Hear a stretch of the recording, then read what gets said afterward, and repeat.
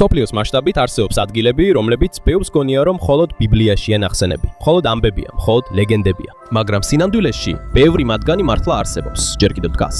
და რაც ყველაზე გასაოცარია, არსებობს მტკიცებულებები, რომლებიც ამტკიცებს, რომ ეს სიმართლეა. დღეს ამ ვიდეოში მეც აგიყვან ისეთ ადგილებში, რომლებიც არა მხოლოდ ბიბლიაშია მოხსენიებული, არამედ არსებობს ნანგრევები, მთები, ტბები და წარწერებიც კი, რომლებიც ამტკიცებს, რომ ეს ამბები ნამდვილად მოხდა. დაწყებული, დაცემული ქალაქებიდან იმ ადგილებამდე, სადაც იესო კურნავდა, დადიოდა და ასწავლიდა. ამ ყველაფერზე დღეს ვისაუბრებთ. მაგრამ სანამ დავიწყებთ, არ დაგავიწყეთ მოიწონოთ და გამოიწეროთ ჩვენი არხი. ეს დიდი დახმარებაა ჩვენთვის, როგორც კონტენტ კრეატორებისთვის. დიდი მადლობა და ახლა დავიწყოთ. კესარია მარიტიმა, ეს არენა მდებარეობს ხმელთაშუა ზღვის სანაპიროზე, დაახლოებით 30 მილი თელ-ავივის ჩრდილოეთით, ისრაელში. ის დაარსა ჰეროდე დიდმა და დღემდე იგი რჩება ძალიან დიდ და განსაცვიფრებელ არქეოლოგიურ პარკად. ეს არის ხედი, რომელიც თითქოს გიწვევს, რომ დაბრუნდე ათასობით წლის ისტორიაში. მაგრამ ლამაზი ნანგრევებისა და დიდი ქვების გარდა, ამ ადგილას არის რაღაც, რაც პირდაპირ ამტკიცებს ბიბლიისა და ნამდვილი ისტორიის კავშირს. ბევრი წელი გავიდა მას შემდეგ, რაც ზოგი ადამიანი ამბობდა, რომ პონტიუს პილატე, რომის გუბერნატორი, რომელმაც იესოს ჯვარზე გაკვრა ბრძანა, შესაძლოა მხოლოდ გამოგონილი ფიგურა იყოს. ამბობდნენ, რომ ბიბლიის გარეთ არ არსებობდა საკმარისი მტკიცებულება მისი არსებობის დასადასტურებლად. მაგრამ 1961 წელს არქეოლოგიური გათხრებისას აღმოაჩინეს კირქვის ბლოკი, ძველი ქვის ნაჭერი, რომელზეც ლათინური წარწერა იყო. და იმ წარწერაზე ნათლად იყო დაწერილი სახელი. პონტიუს პილატე, რომელმაც თავი იუდეის პრეფექტად წარადგინა. ის არ არის ლეგენდა, ის არ არის წარმოსახვა. ეს ქვა გახდა კონკრეტული მტკიცებულება იმისა, რომ კაცი, რომელმაც იესოს ბედი გადაწყვიტა, ნამდვილად ცხოვრობდა და მართავდა იმ ადგილს, რომელიც ბიბლიაშია მოხსენიებული. და აქედანვე ისტორია ცოცხლად იგრძნობა. მაგრამ კიდევ უფრო ამაღელვებელი გახდა კესარია, როცა 1922 წელს კიდევ ერთი აღმოჩენა გაკეთდა. არქეოლოგები მიიჩნევენ, რომ შესაძლოა მათ აღმოაჩინეს სწორედ ის საკნები, სადაც მოციქული პავლე დააპატიმრეს, სანამ რომში გაგზავნიდნენ სასამართლოს წინაშე წარსადგენად. ბიბლიაში ამ მომენტს მხოლოდ რამდენიმე სიტყვა აღწერს. შენ მიმართე კეისარს. კეისართან წახვა. აქ დაიწყო ყველაფერი. ეს იყო გადაწყვეტილება, რომელმაც პავლე რომის იმპერიის გულში მიიყვანა. ამ ქალაქში პირველად მოინათლა არაიუდეველი ადამიანი, კორნელიუსი, რომაელი ცენტურიონი. იმ დროს ბევრი ფიქრობდა, რომ იესოს გზავნილი მხოლოდ იუდეველებისთვის იყო განკუთვნილი. მაგრამ როცა მოციქული პეტრე კორნელიუსის სახლში ეცვია, ყველაფერი შეიცვალა. იქ მან გააცნობიერა ღმერთის ნამდვილი გზავნილი. ყოველი ადამიანი მნიშვნელოვანია, მიუხედავად მისი რასის, კულტურის თუ წარმოშობისა. და სწორედ ამ ადგილას პირველად გაიღო კარი წარმართებისთვის, არაიუდეველებისთვის, რომლებმაც იესო მიიღეს. მაგრამ კესარია მარიტიმა მხოლოდ სასწაულებისა და გულის გარდატეხის მოწმე არ არის. ის ასევე საშინელი კოშმარის მოწმეა ისტორიაში. აქ გარდაიცვალა მეფე ჰეროდე აგრიპამ, იგივე მეფე, რომელმაც მოციქული იაკობი მოკლა. დიდ თეატრში, რომელიც დღემდე დგას, იმართებოდა თამაშები და დღესასწაულები იმპერატორის პატივსაცემად. მაგრამ ხალხის ქების და შეძახილების ფონზე ჰეროდემ მიიღო თაყვანისცემა ისე, თითქოს ღმერთი ყოფილიყო. და ბიბლიის მიხედვით ღმერთმა ეს უყურადღებოდ არ დატოვა. წამში, როგორც წერილში წერია, Immediately, an angel of the Lord struck him down, and he was eaten by worms and died. Isang malagim at hindi malilimutang pangyayari, at nangyari mismo sa lugar na ito. Ezekias გვირაბი, ის გასასვლელი, რომელმაც სამეფო გადაარჩინა, თანამედროვე იერუსალიმის სამხრეთით არის ადგილი, რომელიც წყლის მშვიდ გასასვლელს გავს. მაგრამ მის შიგნით დამალულია ერთ-ერთი ყველაზე საოცარი ქმნილება ძველი დროიდან. ეს არის ეზეკიას გვირაბი, კლდეში გამოკვეთილი გვირაბი, რომელიც დღემდე ატარებს წყალს, მიუხედავად იმისა, რომ უკვე 2000 წელზე მეტი გავიდა. ყველაფერი დაიწყო ძველ წელი 701 წელს, როდესაც იერუსალიმს მეფე ეზეკია მართავდა. იმ დროს ასურეთის იმპერია უახლოვდებოდა, რომელიც იმ ეპოქაში ყველაზე საშიში და სასტიკი ძალა იყო მთელ მსოფლიოში. როდესაც მათი არმია უახლოვდებოდა, ეზეკია მიცოდა, რომ სულ რამდენიმე დღეში ქალაქს შეუტევდნენ. თუ წყალი გაუთავდებათ, სწრაფად დამარცხდებიან. ამიტომ მან მიიღო გადაწყვეტილება, რომელიც უბრალოდ გადაწყვეტილება არ იყო, ეს იყო ნაბიჯი, რომელიც სიტყვა-სიტყვით გადაარჩენდა მთელ ქალაქს. ბიბლიაშიც კი წერია, რომ ეზეკია იყო ის, ვინც აუზი არხი გააკეთა და წყალი ქალაქში შეიყვანა. მაგრამ როგორც არ უნდა მარტივად ჟღერდეს ეს ფრაზა, რეალურად მომხდარი იმდენად რთული იყო. ეზეკიას გვირაბი გათხარეს, თანამედროვე ინსტრუმენტების გარეშე, განათების გარეშე და ერთადერთი მეგზური იყო ჩაქუჩების ხმა, რომელიც ქვის ქვეშ ისმოდა. და რაც კიდევ უფრო გასაოცარია, ორი ჯგუფით ხეიდა ერთმანეთის საპირისპირო იმართულებით. იმედოვნებდნენ, რომ შუაში შეხვდებოდნენ ერთმანეთს, მიუხედავად იმისა, რომ არ იცოდნენ რამდენად ახლოს იყვნენ ერთმანეთთან. გავიდა საუკუნეები და 1880 წელს გვირაბში აღმოაჩინეს რაღაც, რამაც შეცვალა მსოფლიოს აღქმა. ქვაზე ამოტვიფრული იყო უძველესი წარწერა ებრაულ ენაზე. ის აღწერს იმ კონკრეტულ მომენტს, როდესაც ორი ჯგუფი შეხვდა ერთმანეთს. წარწერის მიხედვით, როდესაც დარჩენილი იყო მხოლოდ 3 ცხრთა ორმოების შეერთებამდე, მათ ადამიანის ხმა გაიგეს. ეს იყო ნიშანი, რომ ისინი მალე შეხვდებოდნენ ერთმანეთს. შეხვედრა თითქმის ჩაიშალა, მაგრამ ბოლოს მათ წარმატებას მიაღწიეს სასწაულის წყალობით, რომელიც სიბნელეში მოხდა. თუ ეხლა გვირაბს შეხედავ, თითქმის დაუჯერებელია ის, რაც მათ გააკეთეს. მისი დაქანება ძალიან მსუბუქია. დასაწყისიდან ბოლომდე მხოლოდ 12 დუიმით ეშვება. იმ ზუსტი ზომის წყალობით წყალი დღემდე უწყვეტად მიედინება. 2007 წლის შემდეგ მისი გათხრისა 2023 წელს ეს დაადასტურა ნახშირბადის 14-ის ანალიზმა. ეს არის სამეცნიერო ტესტი, რომელიც განსაზღვრავს უძველესი ნივთების ასაკს. და ამ გვირაბი აშენდა დაახლოებით ძველი წელთაღრიცხვის 700 წელს. როგორც ბიბლიაში წერია, ეს არის უნიკალური დადასტურება იმისა, რომ 1000-ობით წლის წინ დაწერილი ამბავი არ არის ლეგენდა, არამედ ისტორია. მაგრამ ამ გვირაბს კიდევ უფრო ღრმა საიდუმლო აქვს. შიგნიდან გამომავალი წყალი მიედინება განსაკუთრებულ ადგილას, სილოამის აუზში. იმ ადგილას საუკუნეების შემდეგ იესო ერთ-ერთ ყველაზე ცნობილ სასწაულს ახდენს. და ამ აუზს აქვს დამალული საიდუმლო, რომელზეც შემდეგ ნაწილებში ვისაუბრებთ. ასე რომ, დარჩი ჩვენთან. სანამ გვირაბს ააშენებდნენ, ეს უკვე ახსენა წინასწარმეტყველმა ნესაიამ, შენ აუშენე რეზერვუარი ორ კედელს შორის ძველი აუზის წყლისთვის. როგორც ჩანს, წინასწარმეტყველებაში ზუსტად აღწერილია ის, რასაც ეზეკია გააკეთებდა. გვირაბი, რომელიც იერუსალიმს ასურელთა თავდასხმისგან გადაარჩენდა და მოგვიანებით იესოს მიერ მოხდენილი სასწაულის მოწმე გახდებოდა.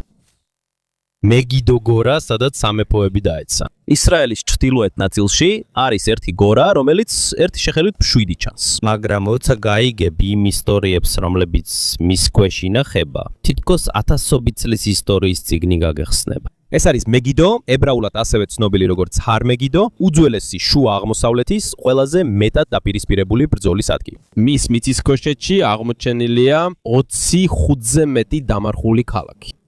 ადგილები, რომლებიც განადგურდა, დაიცვა და ხელახლა აიგო საუკუნეების განმავლობაში გაუთავებელი ომების გამო. მაგრამ ეს უბრალოდ ძველი ბრძოლის ველი არ არის. მეგიდო, რომელსაც ბიბლიაში ბოლო ბრძოლის ადგილად მოიხსენიებენ, ცნობილია როგორც არმაგედონი, ებრაული სიტყვიდან არმაგედო წარმოიშვა სამყაროს დასასრულის კონცეფცია. გამოცხადების წიგნში ასეთ სიტყვებია: დემონების სულებმა მეფეები არმაგედონზე შეკრიბეს. და აქედან ბევრმა დაიწყო კითხვების დასმა. რატომ აირჩია ღმერთმა ეს ადგილი ესეთი გრანდიოზული მოვლენისათვის? თუ უყურებ უძველესი სამყაროს რუკას, პასუხი ნათელია. მეგიდო იყო, როგორც კარიბჭის მცველი, იმ დროის ყველაზე მნიშვნელოვანი გზისა, ვია მარისი მაგისტრალი, რომელიც ეგვიპტეს და მესოპოტამიას აკავშირებდა. ორი გიგანტური სამეფო უძველეს დროში. თუ მეგიდო შენს ხელშია, აკონტროლებ ჯარების მოძრაობას, ვაჭრობას და სიმდიდრეს. სხვა სიტყვებით რო ვთქვათ, თუ მეგიდო კონტროლქვეშ ხავს, იმ დროს სოფლიოს აკონტროლებ. აქვე მოხდა ისტორიაში პირველი დოკუმენტირებული ბრძოლები. ძველი წელთაღრიცხვის 1447 წელს ვიწელონ თუთმოს მესამემ თავისი ჯარი წამოიყვანა და ქანაანელები დაამარცხა. მთელი ბრძოლა თავად ეგვიპტეში იეროგლიფებით არის აღწერილი. თითქოს ომის ანგარიშია, რომელიც ქვის ზედაპირზეა ამოტვიფრული.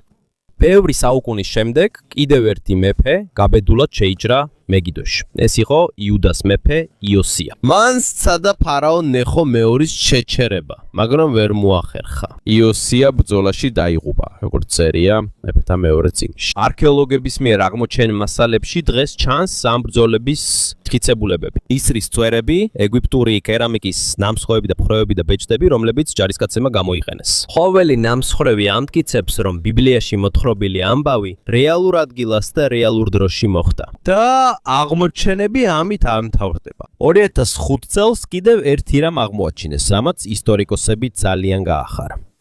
ქრისტიანების უძველესი სამლოცველო ადგილი. მის იატაკზე მოზაიკა, რომელზეც წერია ღმერთს იესო ქრისტეს. ეს არის მსოფლიოში აღმოჩენილი ყველაზე ძველი ქრისტიანული წარწერა. იგი დაწერილია 11 საუკუნეში.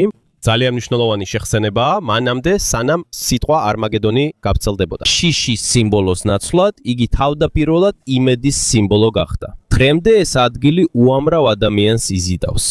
ისინი ადიან ბორცვის მწვერვალზე და იქიდან შეგიძლია დაინახოთ ფართო და ბრტყელი ველი, რომელიც თვალის კიდემდე გრძელდება. და როცა იქ დადგებით, გაიგებთ, რატომ აღწერა მოციქულმა იოანემ გამოცხადებაში, რომ აქ შეიკრიბებიან ჯარები მსოფლიოს სხვადასხვა კუთხიდან საბოლოო ბრძოლისთვის. სწორედ ეს ხედი გეუბნებათ, რომ აქ შეიძლება დაიწყოს დასასრული. კაპერნაუმი, ქალაქი, რომელმაც მისი სასწაულები იხილა. გალილეის ზღვის ნაპირზე, ადგილას, რომელსაც დღეს თელ-ჰამი ეწოდება, შეგიძლიათ იხილოთ ნანგრევები ქალაქისა, რომელიც ოდესღაც სასწაულების, განკურნებისა და სწავლების ცენტრი იყო. ეს არის კაპერნაუმი, ქალაქი, სადაც იესომ უფრო მეტი სასწაული მოახდინა, ვიდრე ისრაელის ნებისმიერ სხვა ადგილას.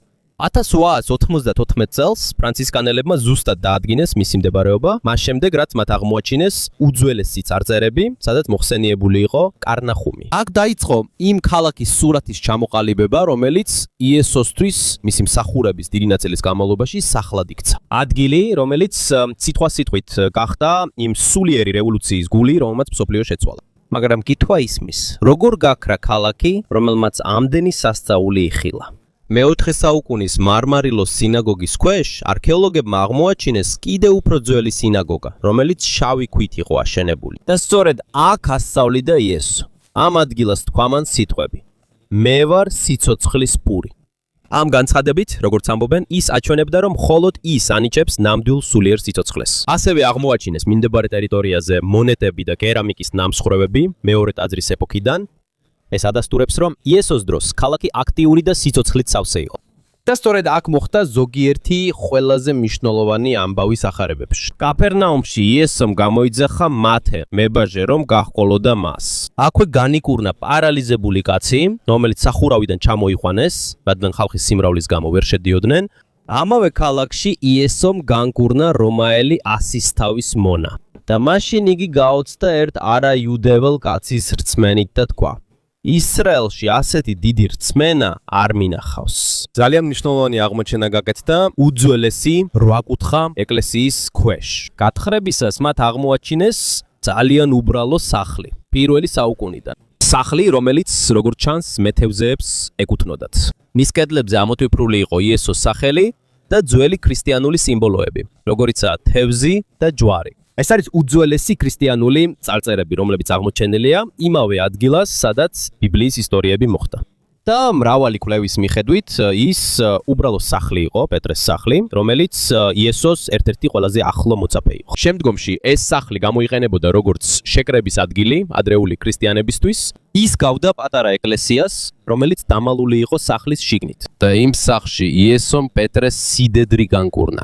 იქიდან ის თავის მოწაფეებთან ერთად წავიდა ზღვისკენ, სადაც დაამშვიდა ქარიშხალი, რომელიც თითქმის აღჭობდა მათ ნავს. კაპერნაუმშიც მან ჯაირუსის ქალიშვილს სიცოცხლე დაუბრუნა. ეს ამბავი დღემდე მილიონობით ადამიანს იმედს აძლევს. ძველად კაპერნაუმი სიცოცხლით სავსე და ხალხმრავალი იყო. მას ჰქონდა ქვაფენილიანი ქუჩა, რომელიც დაკავშირებული იყო ვია მარისთან, დიდ სავაჭრო მარშრუტთან, რომელიც ხმელთაშუა ზღვის გასწვრივ გადიოდა. იოსებ ფლავიუსის ებრაელი ისტორიკოსის თქმით, კაპერნაუმი გაშემორტკმული იყო კედლით 66 წლის დიდ აჯანყების დროს. მაგრამ მიუხედავად იმისა, რომ ხალხი ასე აქტიურად იყო ჩართული და ახლოს იდგა იესოსთან, მან მათ დაუვიწყარი გაფრთხილება მისცა. და შენ კაპერნაუმო აიწევი ზევით, არა, შენ ჩახვალ ჰადესში. ეს ნიშნავს, რომ მიუხედავად იმისა, რომ მათ ასე ბევრი სინათლე, სასწაული და სწავლება იხილეს, ქალაქის გული მაინც დახურული დარჩა. და ამის გამო მან თქვა, რომ ეს ქალაქი მძიმე დაცემას განიცდის.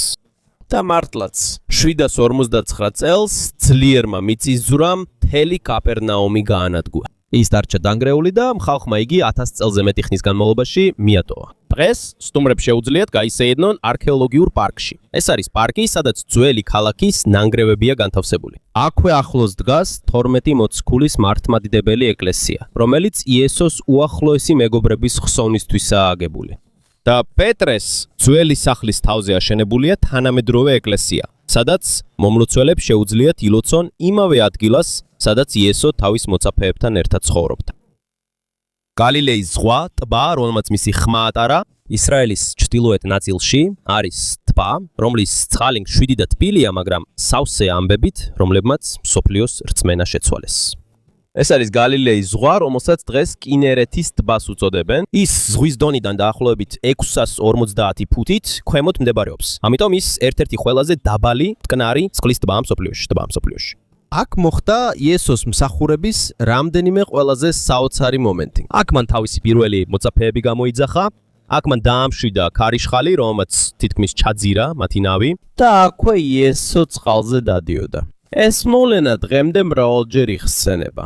მაგრამ მაშინ ერთი დიდი პრობლემა იყო. მიუხედავად იმისა, რომ იესოს დროს თევზაობის შესახებ უამრავი ისტორია არსებობს, იმ დროიდან არც ერთი ნავი არ იყო აღმოჩენილი. ისტორიაში თითქოს ერთი ნაწილი აკლდა, ეს ყველაფერი 1986 წელს შეიცვალა. ძლიერი გვალვის გამო ტბაში წყლის დონე მნიშვნელოვნად დაეცა. როდესაც ტალახში მიდიოდნენ ორი ძმა მეთევზე, მათ მიწიდან უცნაური რამ შეამჩნიეს.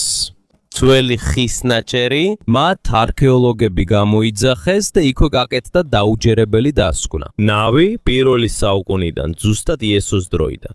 ეს უბრალოდ აღმოჩენა არ იყო, ამან მთელი არქეოლოგიური სამყაროს გული ააცემა. რადიოკარბონული დათარიღებით დადგინდა, რომ ნავი ჩვენი წელთაღრიცხვით დაახლოებით 40 წელს მიეკუთვნება. მისი სიგრძე 27 ფუტია და შეუძლია 15 ადამიანამდე ატაროს. და როცა ამ ზომაზე ფიქრობ, უცებ ცოცხლდება ბიბლიაში სიტყვები. ის ერთ-ერთ ნავში ჩაჯდა და იქიდან ასწავლიდა ხალხს. უფრო რეალური ხდება, უფრო ღრმავდება. მკვლევარების ყურადღებაც ტბის გარშემო გადაიტანეს. ერთმა არქეოლოგმა ტბის გარშემო 16 უძველესი ნავსადგურის ნაშთი აღმოაჩინა. ეს მტკიცებულებაა იმისა, რომ იესოს დროს ეს ადგილი ძალიან აქტიური იყო. აქ შეხვდა პეტრეს, ანდრიას, იაკობს და იოანეს, მეთევზეებს, რომლებმაც დატოვეს თავიანთი ბადეები, როცა უთხრა: მოდით გამომქევით და ადამიანთა მეთევზეებად გაქცევთ. დღემდე გალილეაში მოულოდნელად ჩნდება ძლიერი ქარიშხლები. ქარის ნაკადები მთებიდან მოულოდნელად ეშვება. ისინი მშვიდ ტბას გადაქცევენ ძვინვარე ზღვად. აი რატო? როცა მოხდა ამბავი, დიდი ქარიშხალი ამოვარდა. მოწაფეები შიშისგან თითქმის მოკვდნენ. ამ დროს იესო მშვიდად ეძინა ნავში და ნავი, რომელიც 1986 წელს აღმოაჩინეს, დღემდე იქ არის. შეგიძლია პირადად ნახო იგი, არა როგორც ტურისტი, არამედ როგორც მოწმე ამბისა, რომელიც 2000 წლის განმავლობაში მოგზაურობდა, რომ შენამდე მოსულიყო. სილოამის აუზი. ის კიბეები, სადაც ბრმებს თვალი აეხილათ. იერუსალიმში კი, ადგილას სახელად სილოანი, ქალაქის უძველეს ნაწილთან ახლოს, მდებარეობს სილოამის აუზი. ეს არის ადგილი, სადაც იესოს ერთ-ერთი ყველაზე საოცარი სასწაული მოხდა. კაცს, რომელიც დაბადებიდან ბრმა იყო, იესომ სასწაული მოუტანა. მან აიღო ცოტა ტალახი, წაუსო კაცის თვალებზე და უთხრა: წადი, დაიბანე სილოამის აუზში. კაცი დაემორჩილა და პირველად თავის ცხოვრებაში დაინახა. მეტი ვიდრე 1000 წლის განმავლობაში სხვა პატარა აუზს მიიჩნევდნენ სასწაულის ზუსტ ადგილად. სანამ 2004 წელს მოულოდნელი რამ არ მოხდა. წყლის მილი აფეთქდა, მაშინ როცა საკანალიზაციო ხაზს აკეთებდნენ. როდესაც მას ასწორებდნენ, მუშებმა მიწაში ჩამარხულ ქვებს მიარტყეს და მოულოდნელად ძველი კიბის რიგი გამოჩნდა. ეს უბრალოდ კიბე არ არის. ეს აღმოჩნდა მონუმენტური სილოამის აუზი, რომელიც თავად ბიბლიაშია ნახსენები. მათ დაინახეს ტრაპეციის ფორმის აუზი, რომელსაც 3 საფეხური ჰქონდა, თითოეულში 5 საფეხური. ზუსტად ემთხვევა პირველი საუკუნის აღწერილობებს. გათხრებისას ასევე აღმოაჩინეს მონეტები ალექსანდრე იანაისის, პონტიუს პილატეს და ასევე დიდი ებრაული აჯანყების დროიდან. ეს ყველაფერი ამტკიცებს, რომ ბიბლიაში მოხსენიებული სილოამის აუზი რეალურია და სწორედ იმ ადგილას მდებარეობს. ეს აუზი ძალიან მნიშვნელოვანი იყო ებრაელებისთვის. კარობის დღესასწაულის დროს მღვდლები ჩადიოდნენ იმ კიბეებზე, რომ წყალი აეღოთ ოქროს სარეცელებით. შემდეგ ისინი ამოდიოდნენ ტაძარში მსვლელობით, მომლოცველთა გზა, რომელსაც პილიგრიმთა გზა ეწოდება, აკავშირებს აუს ტაძრის მთასთან და ორიგინალი გზის მესამედი ჯერ კიდევ დღეღესაც ჩანს.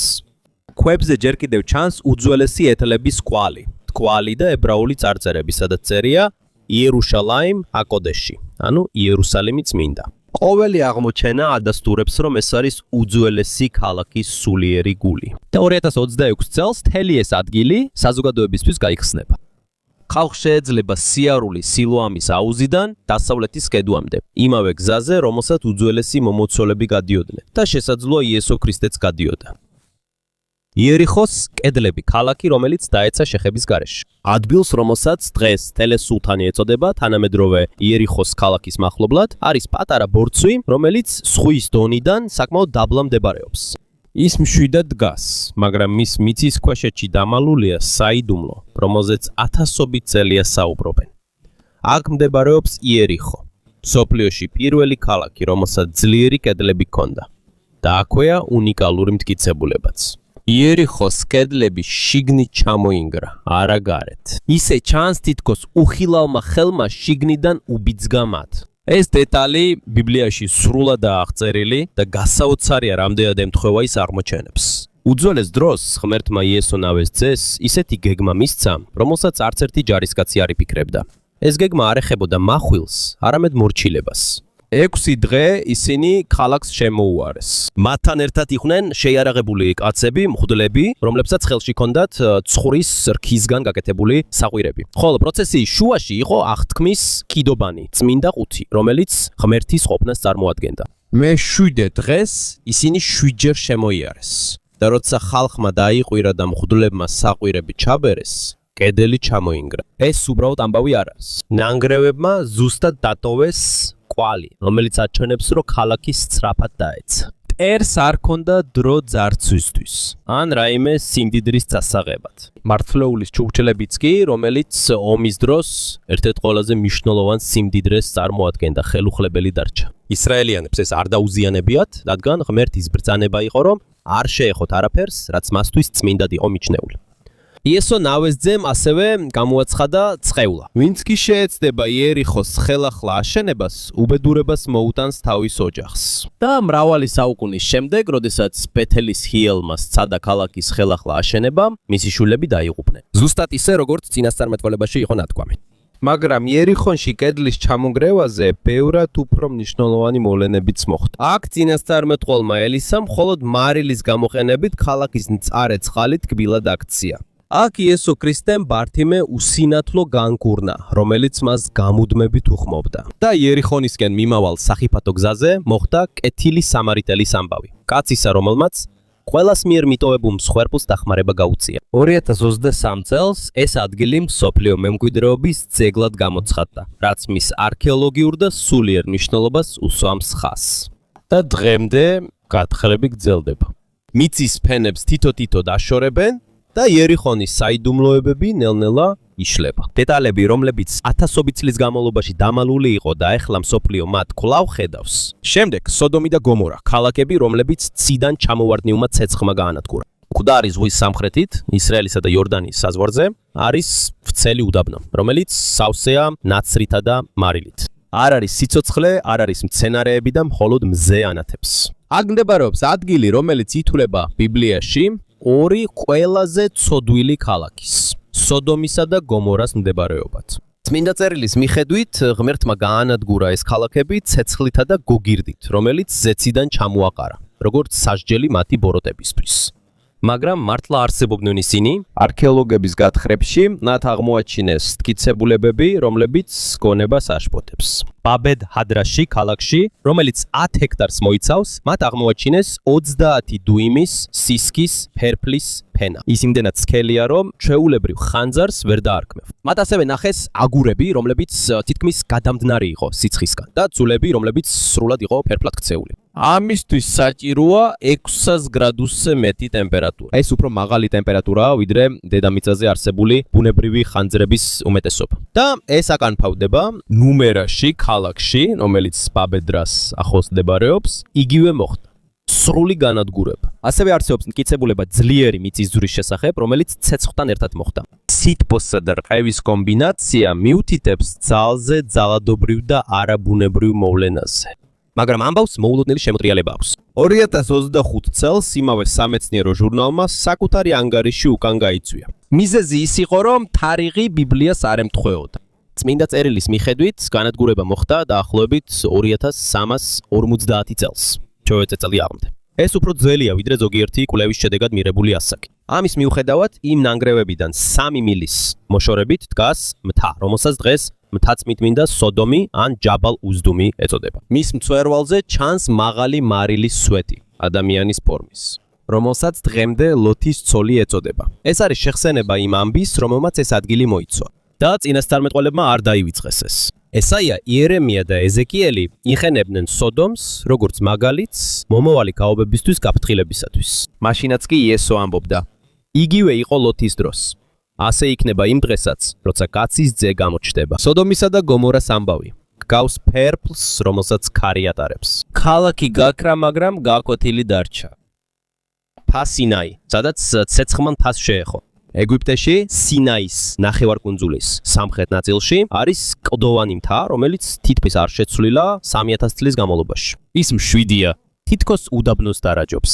ეს ის ადგილია, რომელსაც დიდი ხანია მიიჩნევენ სინაის მთად, სადაც მოსემ ღმერთისგან მიიღო მცნების დაფები. ბიბლიის მიხედვით მთას კვამლი შემოეხვია, რადგან უფალი ცეცხლით ჩამოვიდა აქ. მაგრამ არსებობს დიდი კითხვა, რომელიც ჯერ კიდევ სულად არ არის პასუხისმგებელი. ნამდვილად ეს არის ის მთა, რომელიც ბიბლიაშია მოხსენიებული. ტრადიცია ამბობს, რომ კი, ეს მთა ცნობილია როგორც ჯაბალ მუსა, რაც ნიშნავს მოსეს მთას. არსებობს ერთი უძველესი ეგვიპტური პაპირუსი, 17 წელი და 2000 წლით დათარიღებული, სადაც მოხსენიებულია სახელი TNHT, რომელიც ძალიან გავს სიტყვა სინაის. ეს მიუთითებს იმაზე, რომ ეს რეგიონი ამ სახელით ცნობილი იყო მანამდე, სანამ მოსე მოვიდოდოდა. ჯაბალ მუსას მწვერვალზე არის ერთი მღვიმე. ზოგიერთი ფიქრობს, რომ ეს ის ადგილია, სადაც წინასწარმეტყველი ელია იმალებოდა მოსეს დროიდან ასობით წლის შემდეგ. და მთის ქვებზე ასევე აღმოაჩინეს უძველესი ნაკაცრები, რომელსაც გრაფიტი ეწოდება და ისინი თარიღდება ახტობეწილება 97 საუკუნეებით. ეს ნაკაცრები დაწერეს მომლოცველებმა, რომლებიც აქ 1600 წლის განმავლობაში მოდიოდნენ. მთის ძირას მდებარეობს წმინდა ეკატერინეს მონასტერი, რომელიც დღემდე მოქმედი უძველესი მონასტერია. მაგრამ არსებობს ერთი კითხვა, რომელსაც ხშირად სვამენ. აღმოჩენილია თუ არა ნათელი მტკიცებულება ისრაელიანთა ბანაკის ამ მთაზე? პასუხი ასეთია: არა. არ არის აღმოჩენილი ქალაქის, ტაძრის ან მუდმივი საცხოვრებლის ნათელი კვალი. მაგრამ ეს არ უნდა გვიკვირდეს. მაშინ ისრაელიანები მომთაბარეები იყვნენ.